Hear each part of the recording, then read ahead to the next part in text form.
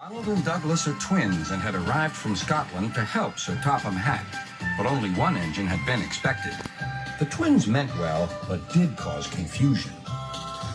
Sir Topham Hatt had given them numbers, Donald 9 and Douglas 10, but he was still planning to send one engine home.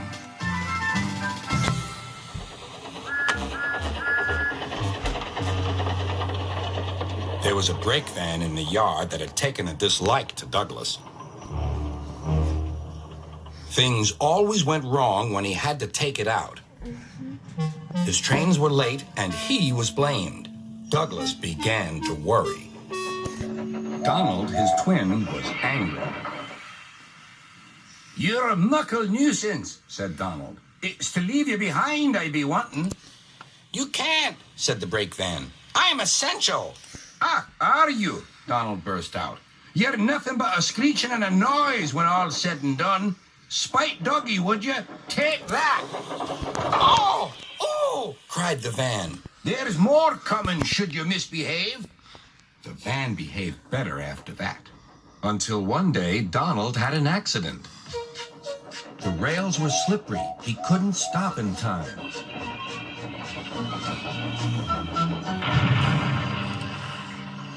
Donald wasn't hurt, but Sir Topham Hatt was most annoyed. "I am disappointed, Donald. I didn't expect such clumsiness from you. I had decided to send Douglas back and keep you." "I'm sorry, sir," said Donald.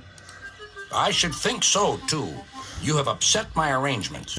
Now, James will have to help with the goods work while you have your tender mended. James won't like that." Sir Topham Hatt was right. James grumbled dreadfully about extra work.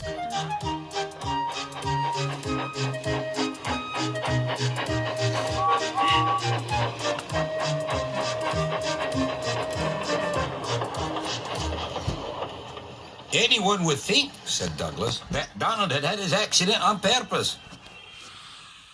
I hear tell about an engine and some tar wagons." "Shut up," said James. "It's not funny." He didn't like to be reminded of his own accident. "Well, well, well. Surely, James, it wasn't you. You didn't say." James didn't say. He slouched sulkily away. "James is cross," snickered the spiteful brake van. "We'll try to make him crosser still." "Hold back," giggled the freight cars to each other.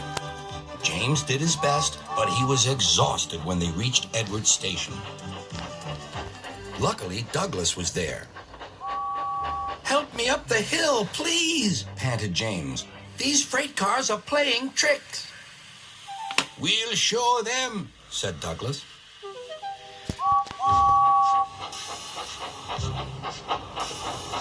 Slowly but surely, the snorting engines forced the freight cars up the hill. But James was losing steam. "I can't do it! I can't do it!" "Leave it to me!" shouted Douglas. The conductor was anxious. "Go steady! The van's breaking!"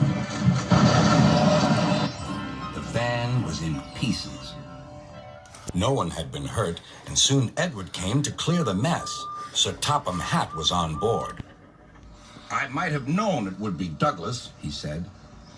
"Douglas was grand, sir," said Edward. "James had no steam left, but Douglas worked hard enough for 3. I heard him from my yard." 2 would have been enough," said Sir Topham Hatt. "I want to be fair, Douglas, but I don't know. I really don't know." Sir Topham Hatt was making up his mind about which engine to send away, but that's another story.